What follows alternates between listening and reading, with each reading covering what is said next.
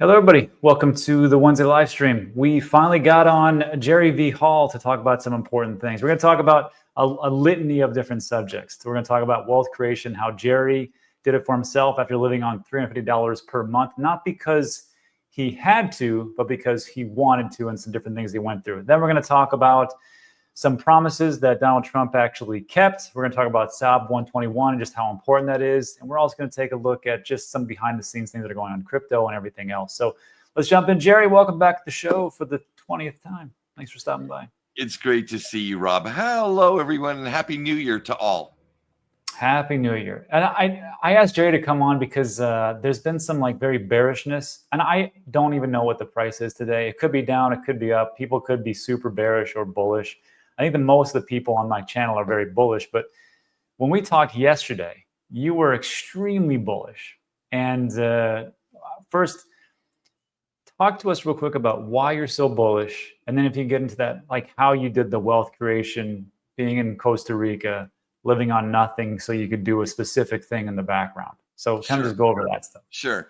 So really at the foundation, the core of my optimism, Rob, I'll tell you, I believe it comes from the fact that I believe I am sitting in the beginning at the starting line of an incredible new era, right?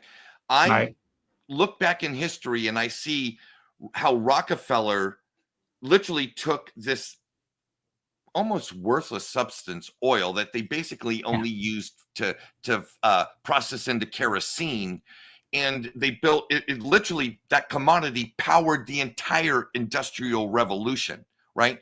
Oil in its crude form is one thing, but all of the subsequent products that come from the manufacturing and processing that oil has sprung to life what we know as our modern era. And I see compute being that next oil. I see compute being the next commodity to drive the industrial revolution for the next wave, right? That beautiful recipe of electricity running through hardware, powering software to create value, compute, is where it's all about. So I'm so optimistic because I work for an incredible company that has two of those things on lockdown, right? We don't generate electricity, but Hyper Appliance makes computers, and HyperCycle is an incredible software network that creates value. And so I'm excited, and to see that the world is starting to catch on also, right? We've got politics now that are in our favor that weren't there before. We've got laws in place that are here today that weren't here 3 years ago. We've got more and more of the mainstream is starting to lean in, and the adoption curve is up and to the right. How can you not be optimistic? Well, hey, real quick, talk to people about compute, because I think sometimes people that kind of goes over the head and where we're going with AI. Sure. So 30 years ago, most productivity was being generated in an analog world, in a physical world. Like I can remember distinctly, I could create value by taking my labor, a hammer, nail, and some wood, and I build a house, and that created value, right? I got paid for my work. People found value in the shelter, etc.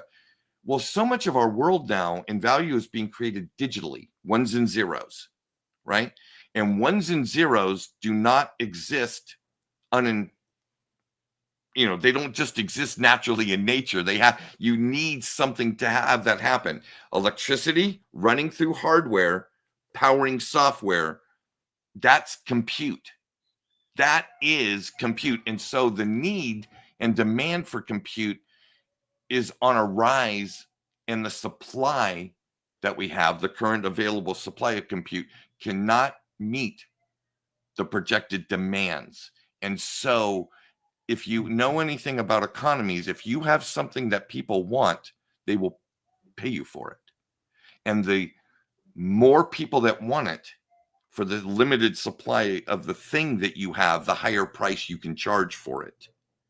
This is an incredible place to be if you're in that tech stack of electricity, hardware, and software that are producing value that people want. Yeah. So I mean, for the compute and the AI part, of course, you're pretty bullish because also we're talking about HyperCycle. But why are you so bullish on the crypto market?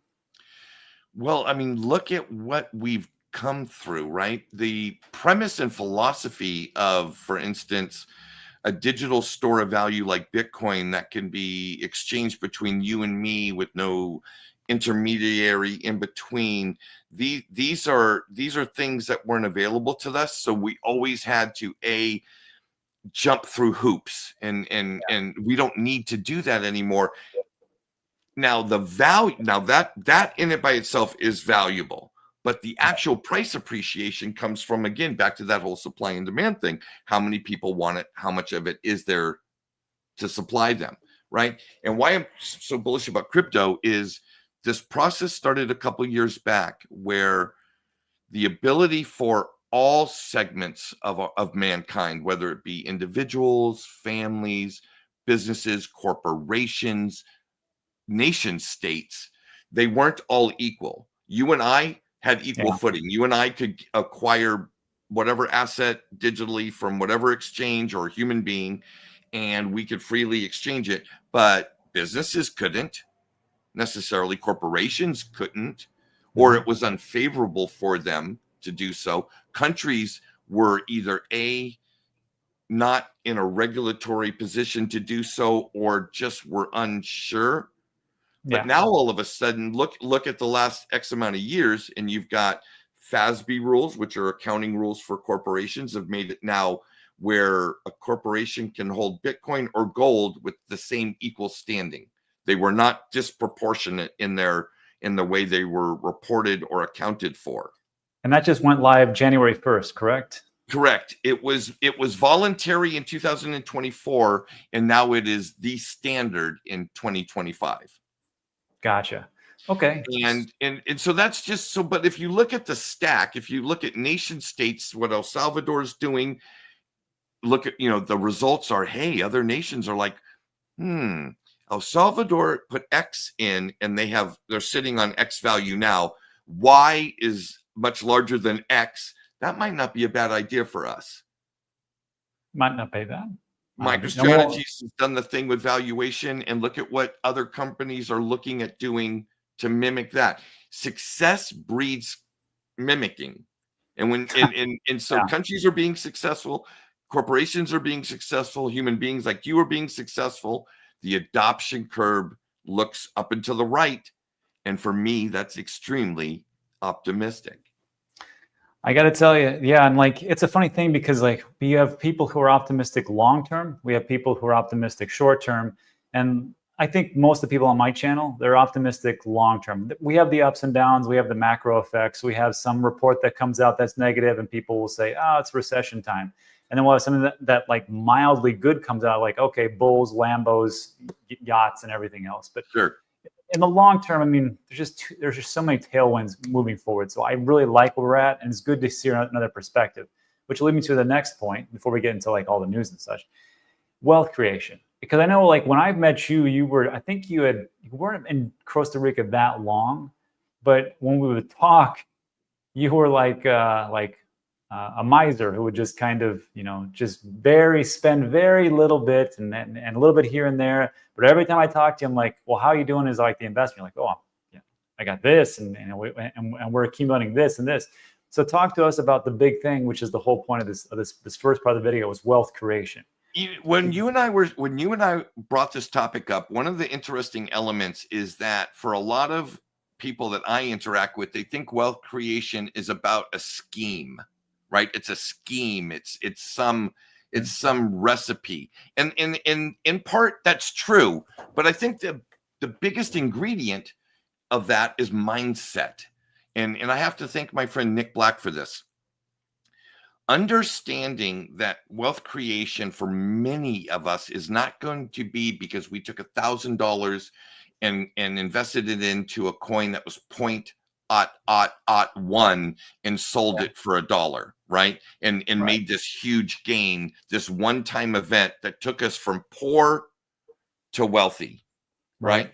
For many of us, and I'd say 99% of us, it's going to be about developing a discipline and mindset about how we look at money and how we look at our time, right? And for guys like you and I, we learned a couple years back, however many that was for you and however many of that was for me, it was stop trying to spend our time earning money and learn about how to spend our time learning about how to have our money make money.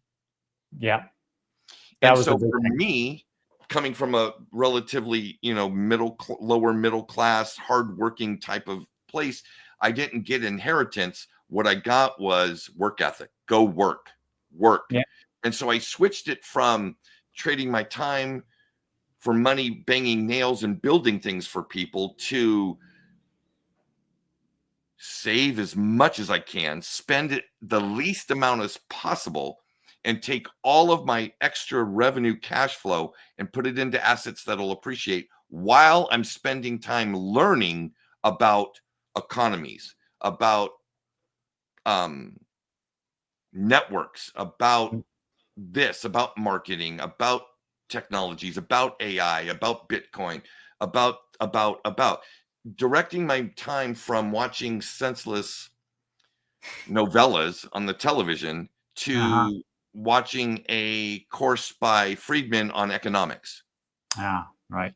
Understanding Austrian economics versus Keynesian, whatever the topics are, things that will benefit me on my financial literacy journey. But Jerry, that's just it. That's hard to do. It's much easier to just go, what's the biggest meme coin? Let me ape into that. Yeah. Let me make $1 billion and then sell and get out. I think that's not so much this channel, but I see it really happening out there about well, let me just make it easy. Just do that. I think that's why some of the meme coins are so big. So, what's your thoughts on this? Well, okay. So you're absolutely right. And I see it in Latin America all the time. The get rich, right? Yeah. Do this thing. You do this one-time thing and you go from poor to rich. Yes. Just send me $750 and I'll give you that secret.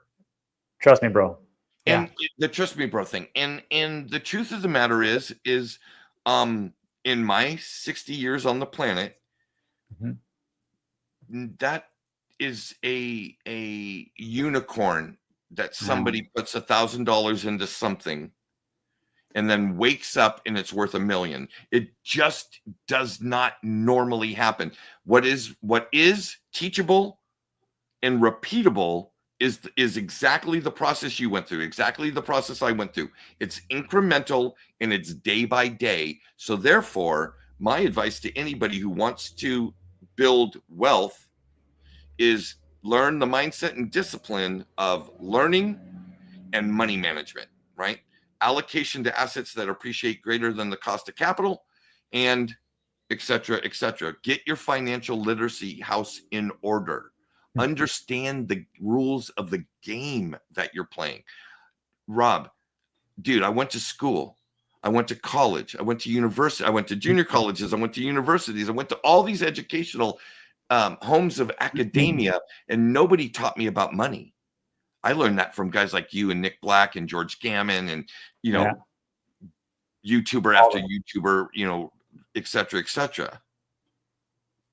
So yeah, which is the whole process. So before we get into the process itself, let me ask you this. Ryan says, it's fine for Jerry to say all this sitting on his massive divorce settlement from Mick Jagger and Rupert Murdoch. Is that how you made all your money, Jerry Hall? No, I'll tell you how I've developed what I have is I made a conscious effort to understand exactly what my bare necessities were.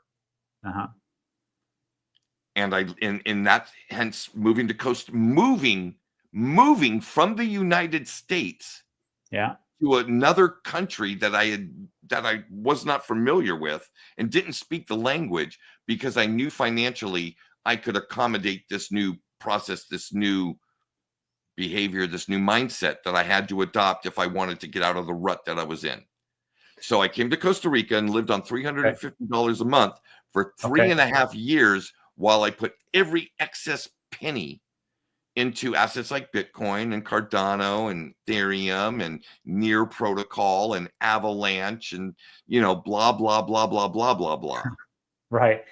You know what, that like when I heard this first part of it, you know, like you said, I'm gonna go to Costa Rica and I'm gonna, you know, reduce my spending and my expenses. I was like, okay, that's the Dave Ramsey formula. Okay, I will not go to Starbucks anymore, Dave Ramsey. I will not, you know, spend on extravagant dinners, and then I'll be rich. But I like what you said there. You're like, I reduced my expenses by doing X, and then I also did this other part by investing into assets. Can you expand more on that last Sure. part? Well, that whole time for money ratio, Yeah. I realized in my 50s that my capacity to earn more was limited. I had hit the ceiling in the construction world, right? I had gotten to the point where my $170,000 a year was I was not going to be able to make much more than that. That was I hit my ceiling, right? Yeah. And the cost of living in Northern California ate that up, and being a single parent ate that up really quick. So at the end of the day, even though it seemed like on my tax return I made a lot of money, I didn't make a lot of money. And so I'm thinking, okay, well, there's stuff I want. I need to reduce my spending. And so that once you make that that move, then it's understand the proper allocation of where to put my money. So do I put my money in Exxon Oil? I know that people are always going to be driving cars, right? But Exxon Oil only increases its value by 2 or 3% a year. What's this other thing? Bitcoin. Bitcoin's appreciating at 150% a year. If I put $1 into Exxon Oil, I'll make $1.02 at the end of the year. If I put $1 into Bitcoin at the end of the year, it'll be $2. Oh, wait a second. The prudent thing to do is to consider that ROI. So that was the mechanism. Look for and understand my investments. And so for me to understand Bitcoin, I had to understand finance. I had to become financially literate and understand economies, understand monetary policies, understand debt. You know what I mean? How money is created. I had to, it was a whole process. It wasn't, oh, I'll make a decision because that made 100% last year. Yeah. Well, if you don't learn about the thing, how do I know if it'll make 100% next year? That's the big thing. So that's the big thing. And that's where the mindset of going from turn off the Housewives of Beverly Hills and turn on digital asset news, turn off Cops and turn on Nick Black's channel, turn on George Gammon's channel, you know, blah, blah, you know, all the way down the line. Yeah, it's about decisions, and they're incremental. And you know, it makes sense. I mean, it makes total sense. Like if we would have, gosh, like Danny says it perfectly right here. He says, "I wish I would have heard this 20 years ago instead of 3, and it wasn't this clear." And that's the thing. Like everybody thinks that, you know, like it sucks because you learn about things a bit too late, and you're like, boy, if I just would have gotten in and at 2010 and bought Bitcoin at a penny, you know, I've done so well. But I think we all get Bitcoin at the price we deserve and the price going forward. And I think even because like right now, some people are bearish, most people on my channel are bullish because they get it. I just think that if we're here for the long haul, I think we're doing pretty good. And really to sum this all up, what you were talking about, Jerry, there's this picture. I always reference this. It's the Monopoly board. And I think this is 98% of people in the world. I mean, if they can, like, this is how it goes. Imagine playing Monopoly, never buying any assets. Assets would be whatever precious metals. That could be real estate. That could be equities. That could be Bitcoin. That could be whatever, tomato coin. and the investments that generate income. And imagine you just went around collecting $200, giving your money to the rich, trying to stay out of jail. This is essentially what people are doing. They work, like Jerry talked about, you know, in construction. They pretty much top out. They kind of go around the board. They don't really buy too many assets or any at all. And then they just have to be stuck in that circle. So they don't reduce the amount of funds that they have to actually spend out or expenses. They don't make those sacrifices to get into different assets. And that's, I think, the big thing. Because if you understand that part about assets, especially what's going to happen in assets and potentially a melt up in the markets, you understand like we're at the right place at the right time with the right people. And this is why I'm bullish, and this is why Jerry's bullish. Thoughts, Jerry? Well, to understand value creation, you have to understand the flip side of the coin, and that is value destruction, right? And for instance, and this came to me as I started to learn and understand monetary policy. When, for instance, I'll just use the United States, most people understand that model. As the United States issues all this debt, right? These bonds that are created, and they're issuing, we call it printing money. Yeah. What happens is as the supply of money grows, that money is competing in a marketplace for goods and services, right? And so when you have the value of your money depreciating, it's the cause of appreciation in assets, right? Right. And so that's a big element. So one of the things I did not understand from decades of my life being in the economy is the destructive force of inflation on the valuation of my currency. So when you start thinking about currency as just something to trade today and not as a long-term store of value, you can start to go down the path and understand the value of collecting assets. That was very hard for me. I used to think, and I was told by my parents and the brain trust of the world, save money, save currency. Yeah. And the truth of the matter is you and I've learned that currency is not savable. Do not save currency. You need a certain amount of it to cover the next 6 months. But after that, put any of your excess currency into assets that beat inflation. In that actually, so what that means is beat the devaluation of the currency that we use. And that was the beautiful thing about Bitcoin. They solved that with the scarcity, right? 21 million cap. Which was, not easy to do. And like, this is what we're talking about as far as assets. I mean, this just made sense to me. I had the same thing. My grandmother would always tell me, you got to save money. I'm going to open up a savings account for you. I'm going to put $10 in there, which was a lot of money back then. Yeah. In 1932 or whatever. So like this of course kind of lays it out there so I can see it. But Jerry, I think we're going to come up into different problems because like we understand that. And now it comes down to the people that are watching this video.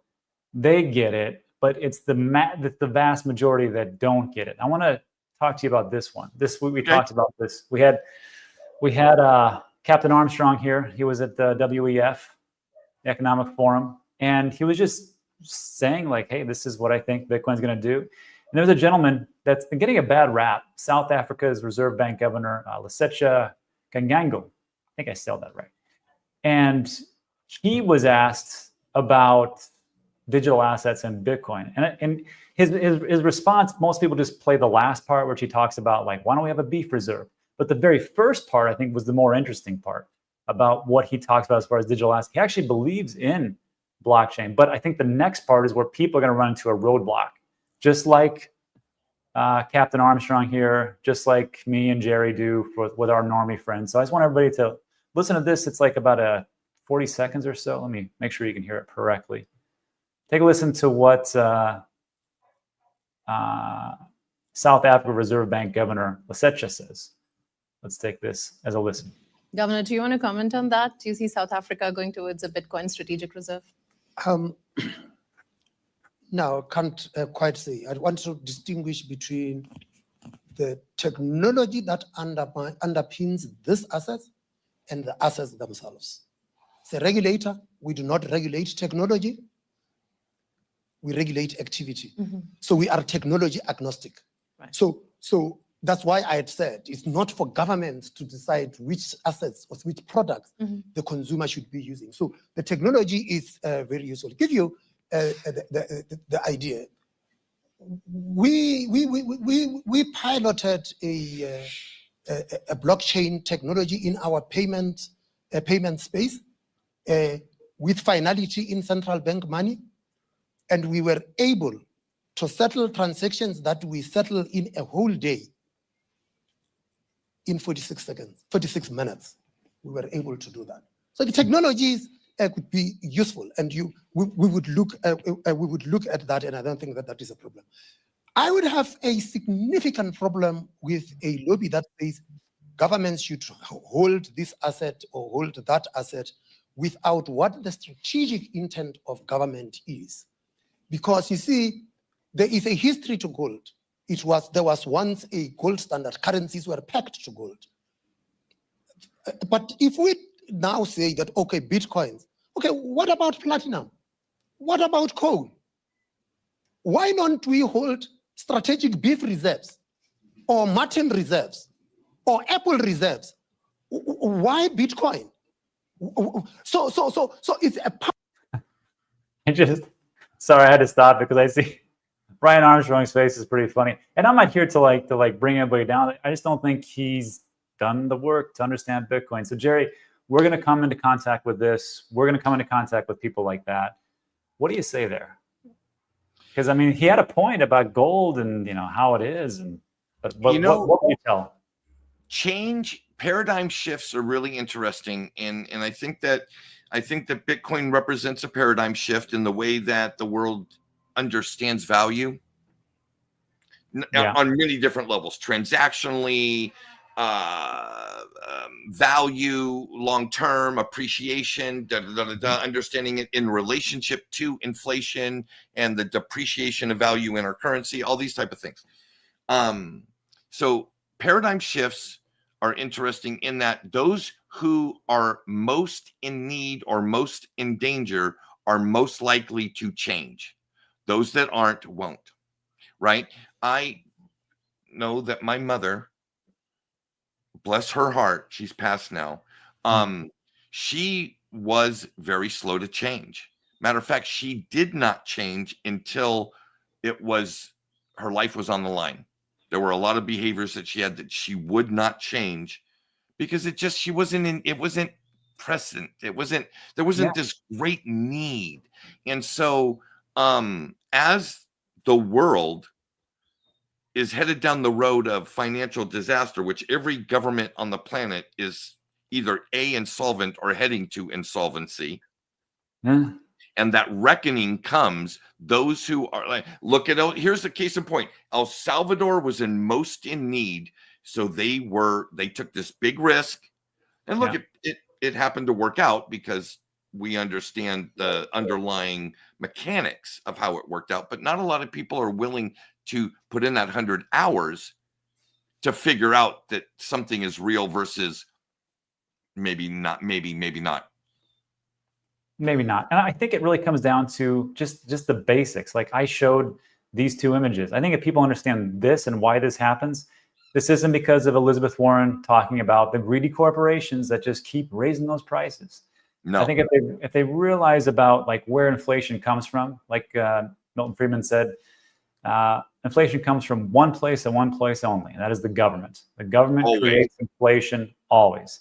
If they just understand this and about money, and especially if you take a look at the different African countries, they can definitely understand hyperinflation, not just inflation, but hyperinflation. And this is the basics of assets and how it's not like my house is, I did a bunch of upgrades for my house. It's just that over time, the dollar was devalued.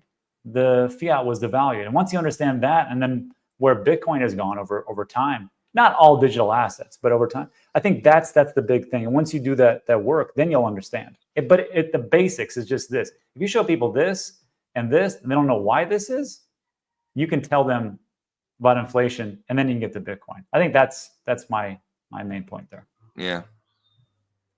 So agreed. Well, that was pretty great, Jerry. So we talked about wealth creation. We talked about mindset. A lot of people have that, but for the new people, this is pretty good. Now let's get into like a little bit more as to why you're and I am so bullish. Now, one of the things that has come up is basically about like, okay, well, Trump's coming in and his administration, and it's going to be bullish. But then, of course, during his commencement speech, not a peep was made about any digital assets or crypto, nothing about a Bitcoin strategic reserve specifically. So people are like, well, there you go. Politician, liar, never going to do it, this and that.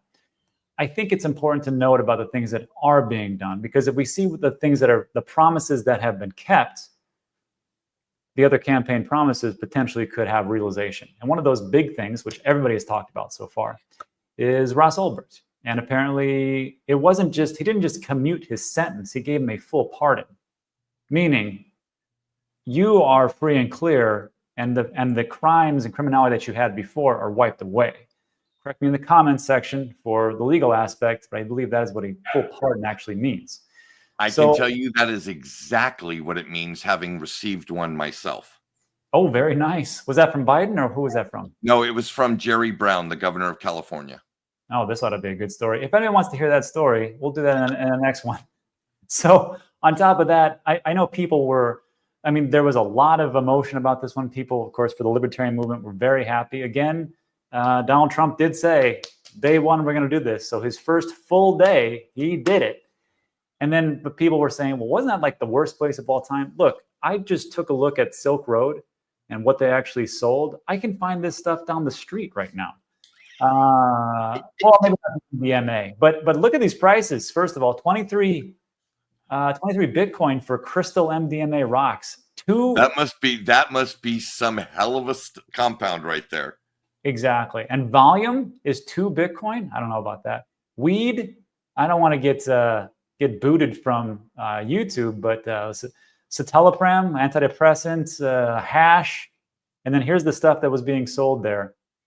Cannabis, dissociatives, ecstasy, opioids, precursors, prescriptions, psychedelics, that's what it is, stimulants, drug paraphernalia, electronics, food, forgery, hardware, blah, blah, blah, blah. So this is what you get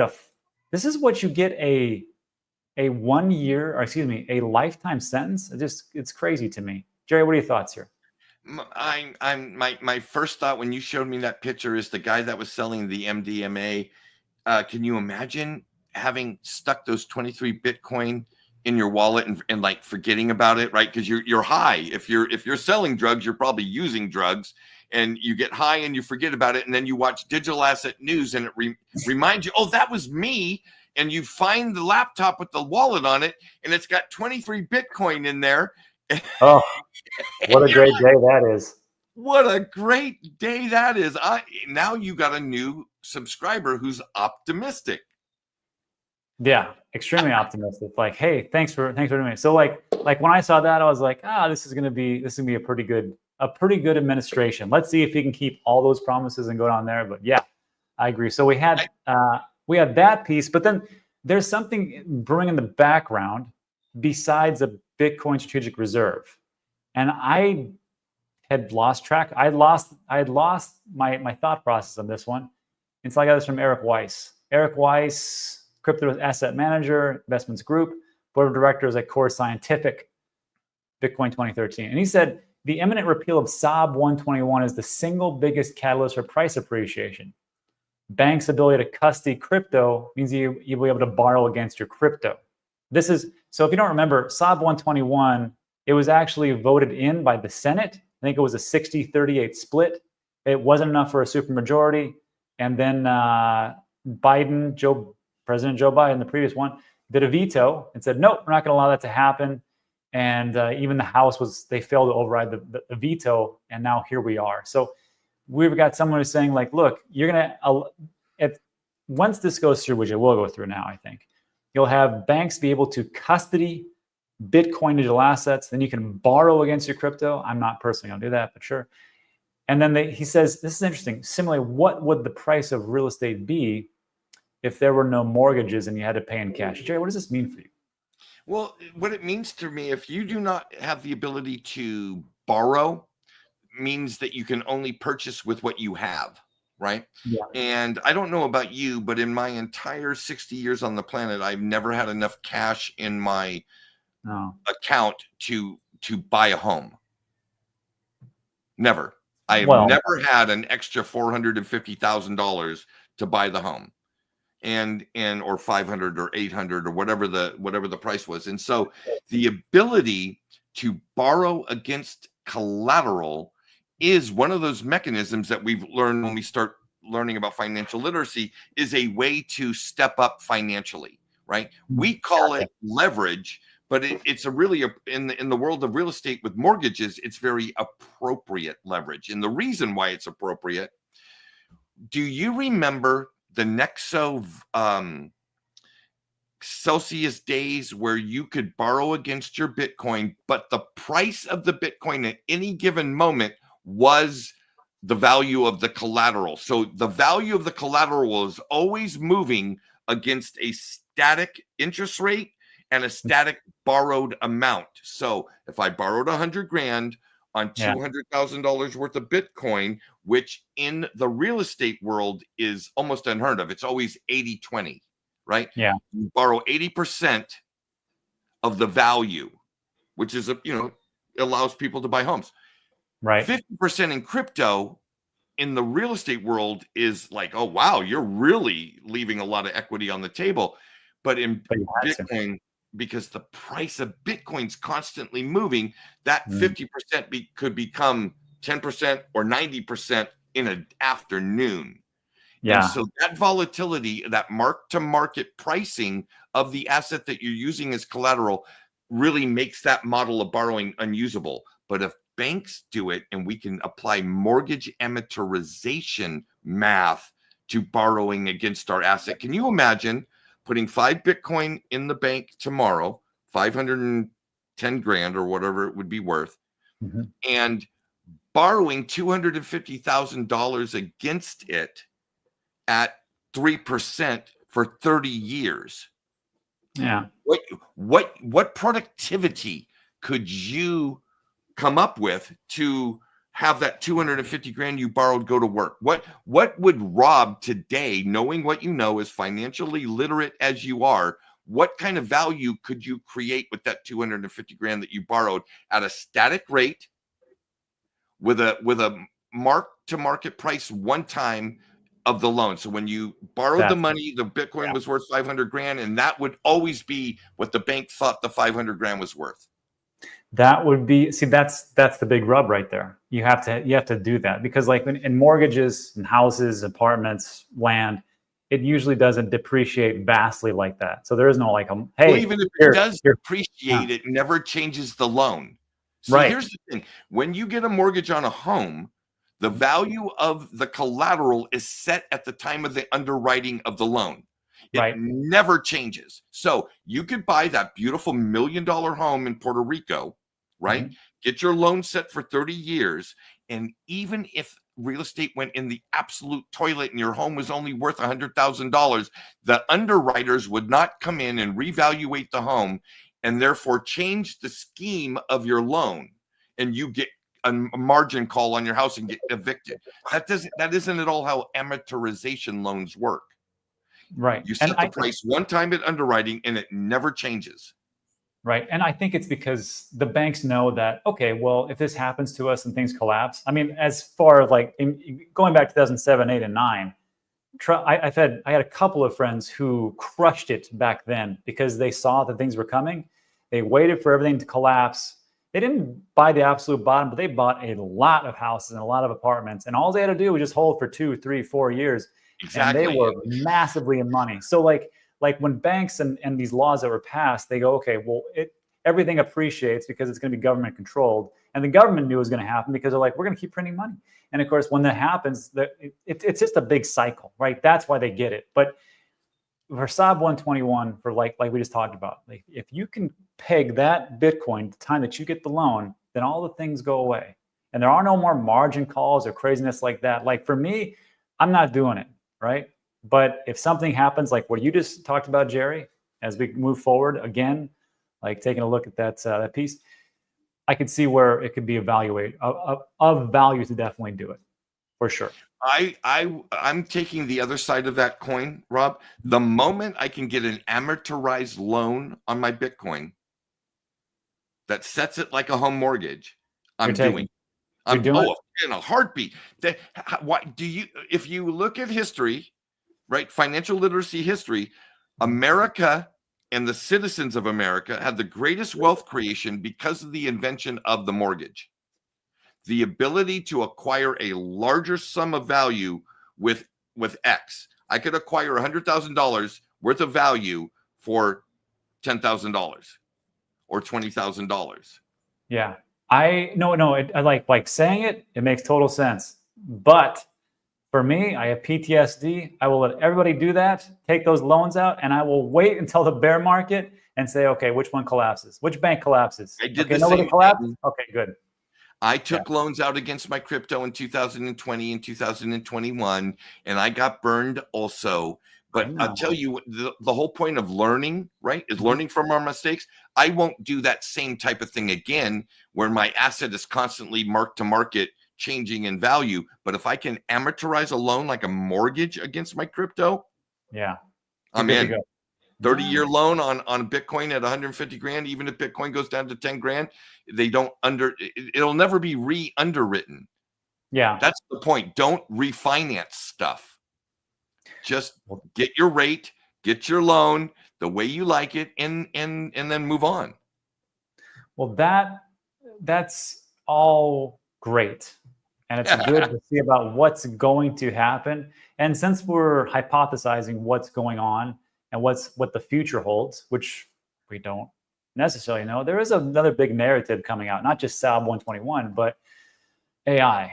And we had Nate Minton from FluxPoint yesterday, and he talked about Cardano AI agents, and it was a great video. I highly encourage everybody to go take a look about why they're becoming essentially autonomous, how they had to rein them in before they did too many trades, and what is in store in the next 30 days. So we talked about the AI agents there. And then I want to talk to you about your HyperCycle, because HyperCycle is, how are we doing here? What is this rank? This is interesting that you bring up a price chart. HyperCycle does have a token in the crypto market.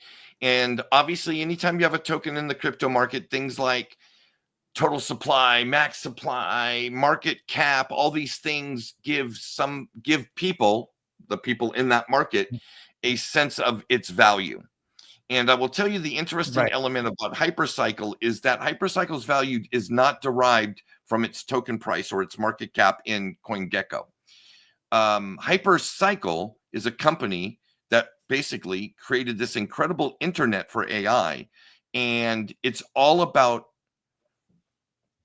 nodes and the node factory model of taking a virtual machine, a transaction machine, and an AI machine, and encapsulating them in this ability to operate in this network where peer-to-peer AI agents, up to billions and billions of them, can, with lightning speed, not only exchange, request, but also value.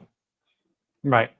So your algorithm that is translating Spanish vitamin C research into English can interact with my algorithm that happens to have a poop ton of Spanish vitamin C research, and I can sell. You can translate. I want you to translate it for me, and here's your 3 pennies, and it's done in a micro. It's done in a second or a half a second or whatever the deal is. And so in the story of AI, you've got the big siloed corporations, and then you've got companies like HyperCycle building a peer-to-peer distributed network around the globe that is purpose-built for AI. So it's kind of like this. If you are building AI agents to interact no different than the way you and I are acting over the internet right now, you want speed, you want security, you want these things that develop trust, right? Yeah. Well, HyperCycle has built this incredible, we'll call it the Autobahn, and AI agents are cars.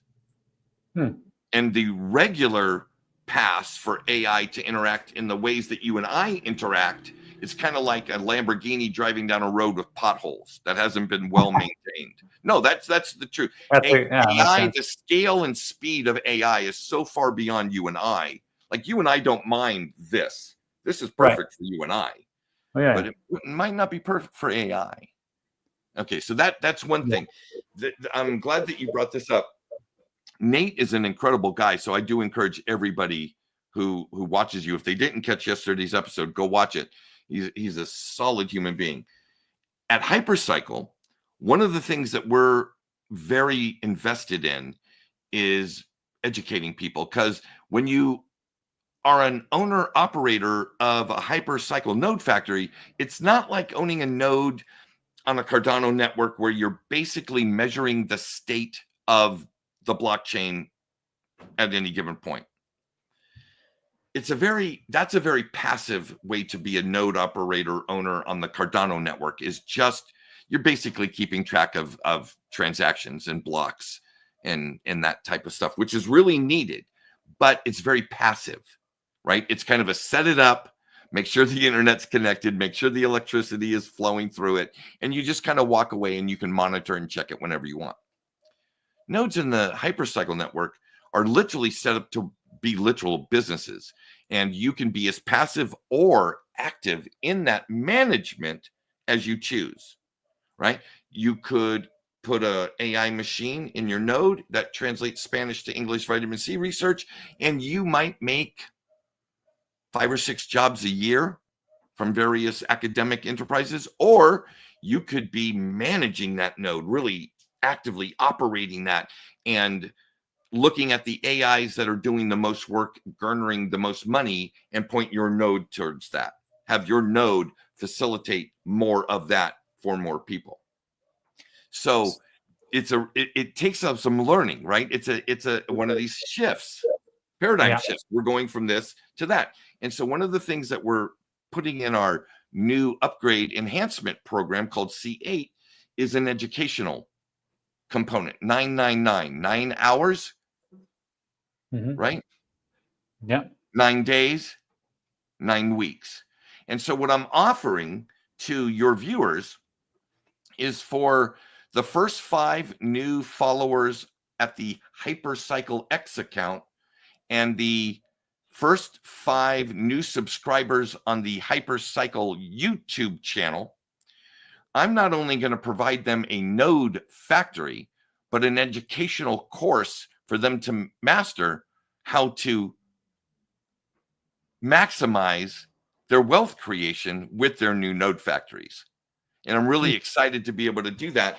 We have a very small following on YouTube. I really like to jump that up. We have about 40,000 followers on X. I'd really like to pump that up, because we're in this space, Rob. We talked about it at the beginning of the show, where wealth creation in a digital milieu is going to be, probably 75% of all wealth created in the next 20 years will be digitally in some way or another. It'll be either a process of software or improvements in hardware, or the improvements in the ability to provide energy to power this stuff. Right. And so, yeah, HyperCycle's on the cutting edge. And we also have a joint venture, Hyper Appliance, which are machines that power this. And and we can track this through email addresses. The first 5 new pre-orders for our H3 box for Hyper Appliance, I will do the same. So that's a total of 15 people that I will not only provide node factories to, but take them through an educational course that will teach them to master this. So happy hunting, everybody. Welcome to the era of wealth creation.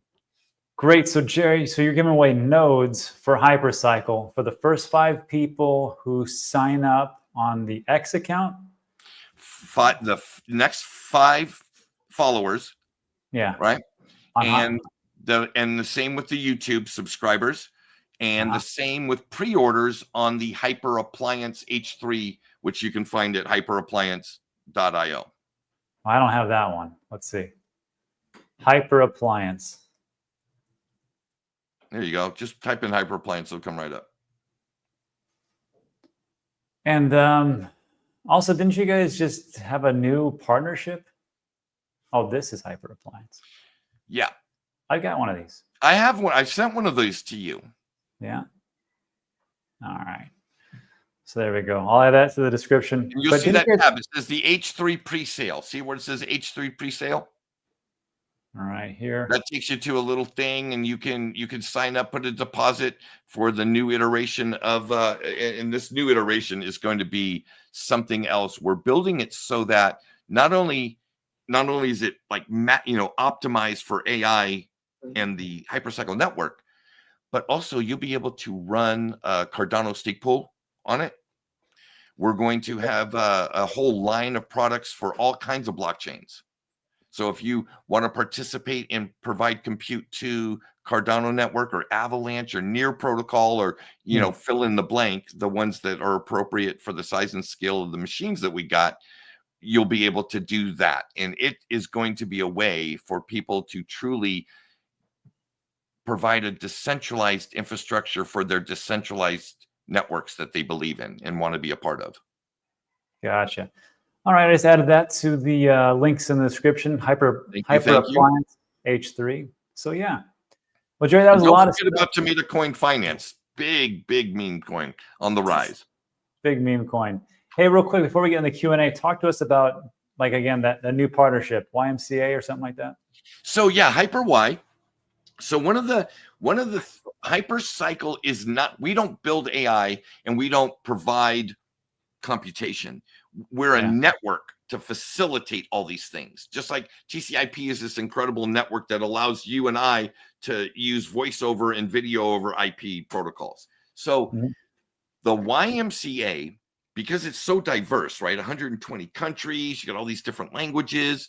They wanted to leverage AI in a way that made sense. And one of the ways that makes sense is because of size and scale, HyperCycle can provide X services for AI to them for literally very, very inexpensively. And so this HyperY project is that manifestation. And so if you're a YMCA member, right, you can get this application on your phone that not only will interact with you with your own language, but interact with you in a way that benefits your membership with the YMCA. So all kinds of great ChatGPT type services, questions and answers, all those type of things, not in a arduous reading through all these FAQ type of things, but an interactive, like, I don't want to say assistant, an interactive way using AI. Yeah. Right.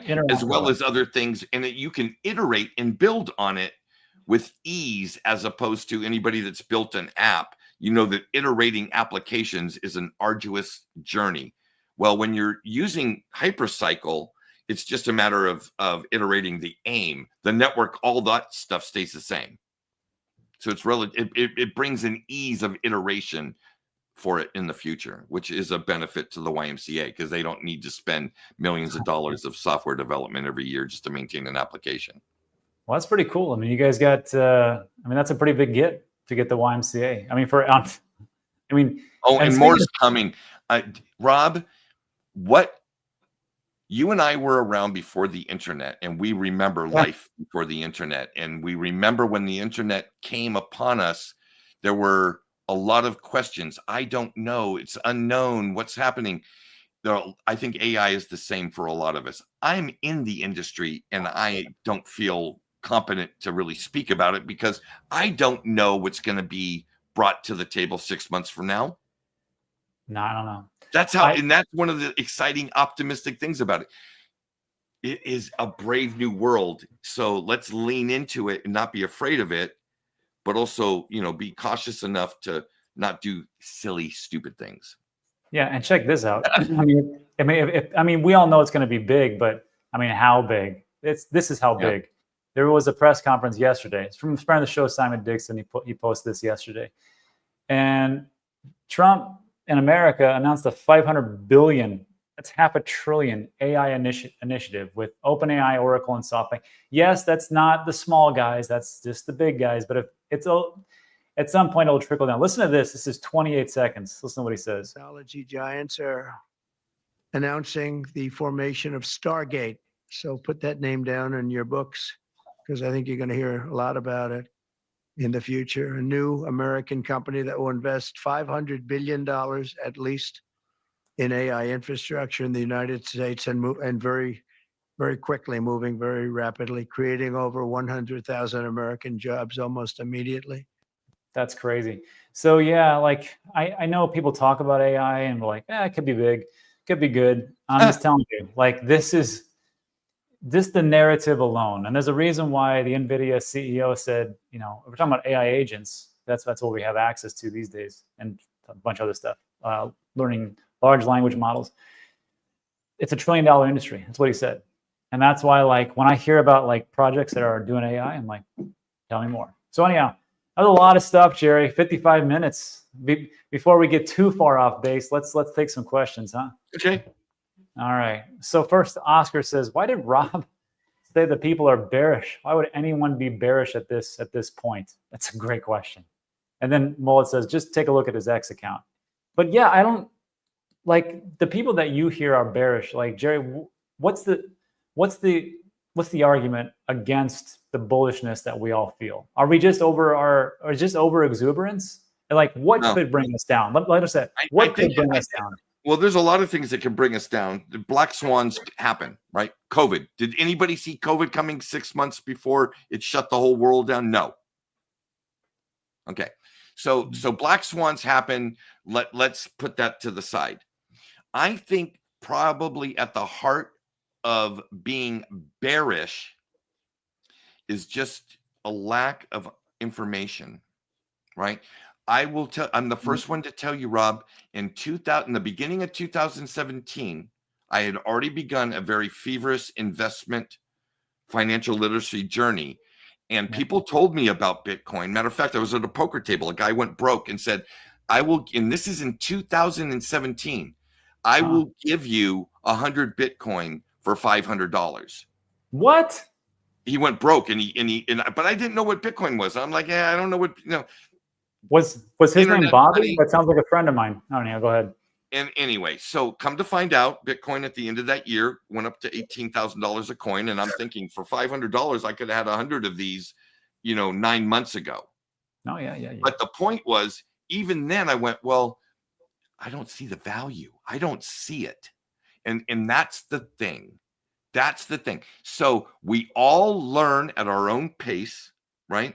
And we can augment that by spending less time on things that don't provide value in the future and more time on things that do. Tune into digital asset space or news more often. Tune into HyperCycle more often. Tune into whatever more often. But the point is, it's information. And I think people will come around. Number one is history is being made, right? As history is being made, more and more people will have their aha moments. As more people become financially literate and they will understand that inflation is a cause of government policy around money and not some natural phenomenon, people will understand appreciation of hard assets and scarcity. So bearishness is not an attitude. I think it's a function of information. I think it's probably true. This will be the next comments, questions. Why is the market so flat? Because, I mean, like we just talked about, maybe it's just a lack of education. Or maybe it's some people just are still feeling, okay, inflation's right around the corner. I keep hearing about recession because they're educated. They're educated from people who keep calling for a recession every damn year, and they only get it right every decade. So maybe that's it. What do you think? That's an interesting question. I think that the market is filled with all kinds of participants. There's guys like you and me that are looking to build something substantial. And there are also people that are looking to capitalize on 20% gains because 10 years ago, they were really fighting for 10% gains. Yeah. I'm talking about the traders. Traders used to trade. A benchmark was if you could get 10% out of a trade in a month, you're doing great. You're doing, yeah. And that we call that. And now they're doing 10, 20% a day. Yeah. In the crypto world. So the market being flat, I don't think it's flat at all. I think having $100,000 Bitcoin is a tremendous leap from 15,000 Bitcoin 12 months ago or whatever it was. I mean, it wasn't that long ago that we were kind of sitting at the bottom going, oh my God, did we blow our opportunity? Was November 2021 the only chance we were ever going to get at really making any real money in this space? You know what I mean? Oh, I know what you mean. But I mean, for us, this is flat. For crypto, it's flat because because we're looking at like 2 days, 24 hours. Why is it so flat? Why 50%? Gary, come on. But people I think everybody should start. They should start in stocks and equities just to kind of get bored out of their mind. And then just to see like how treacherous it can actually be. And then come over here to crypto and then see how it actually works out, which is a lot of people are doing right now. But yeah, I think that's why when we say, why is the market so flat? It's because it hasn't gone up 200% in an hour. Okay, so we're in January 2025. Wasn't it January of 2024 that the Bitcoin ETF came to the world? Yeah. The spot ETF. Okay, so in only 1 year, that's happened. When do you think the normal 401k participant will start having allocations, a passive flow of their income through their 401k allocation? When do you think that will become norm? I give it 2 years. I think in 2 years, the Schwabs of the world, there will be 401k available funds that have assets like that in them. Then watch what happens when there are constant passive flows going into a scarce asset. Well, you know what it comes down to. First, it comes down to regulation, so people can like the trad guys can go, okay, it is legit. It's not just Silk Road 2.0.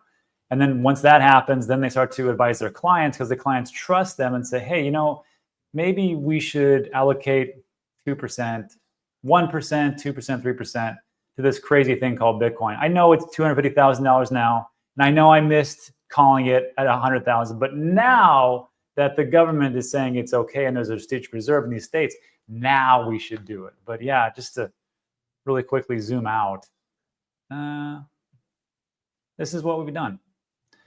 In a year's time, we're up 158%. Try doing that. I mean, how can that be considered flat when, dude, I remember so vividly, 26 years old, pounding away at a job with a 401k. I had this side gig with a company, and I had my construction company on the side, and I was pounding away with this 401k, and I was so tickled when I got the report from T. Rowe Price that showed my 401k increased 12% over the year. Yeah. Over 1 year, 12%. I was like, yeah. Yeah, exactly. Back in the day. But look at this. Like Ed says, flat, Bitcoin's 50Ks, right? But then this is what, Jerry, it's flat because if I look at the that's flat. 24 hours. Okay. Come on, man. People, listen to Uncle Jerry just for one moment. Spend less time on Twitter and more time reading the Bitcoin Standard. Don't worry about the day-to-day. I think the path, the trajectory is set. The trajectory is set. You just get your dollar cost average into that hard asset and then put some of that disposable income into things like, I think HyperCycle is an incredible project. I've given my heart and life to that company. I love it. Not only do I believe in it, I breathe it. I see the road so clearly set, Rob, just like you and I and a lot of us here see the road set for Bitcoin. But the rest of the world doesn't see it yet, which is a great opportunity. Even at $105,000 Bitcoin, keep buying it, because when 90% of the world sees it, it's too late. And it's the norm, it'll be you won't get monster gains anymore. This market the gains are going to continue to compress, but we've got 10, 15 years of adoption to before we get to the point where it's like the S&P today. Yeah. You know what I mean? So folks, don't give up hope. Keep getting in there. Don't buy a pizza, buy $12.50 worth of Bitcoin. Or if you're one of those expensive pizza guys, don't spend the $28 on pizza. Spend $28 on Bitcoin. $28, that's pretty cheap. Whatever it is. if you're going to spend money on pizza, go to Costco. It's $9.99 for a big, large pizza.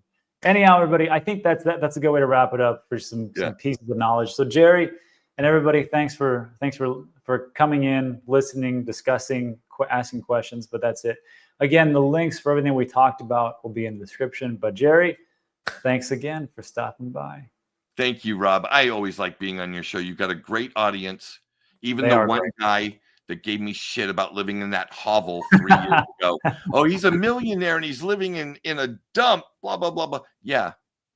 Hey, Jeff. How you're doing today, mister. I hope you got wiped out with Celsius. No, I'm just kidding. Nah, I just get it. Jeff, hey, remember Jeff Bezos drove a Honda Civic for like a decade and he was like a billionaire. So you know what? That's what you want to do.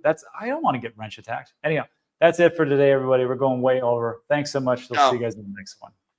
Adios.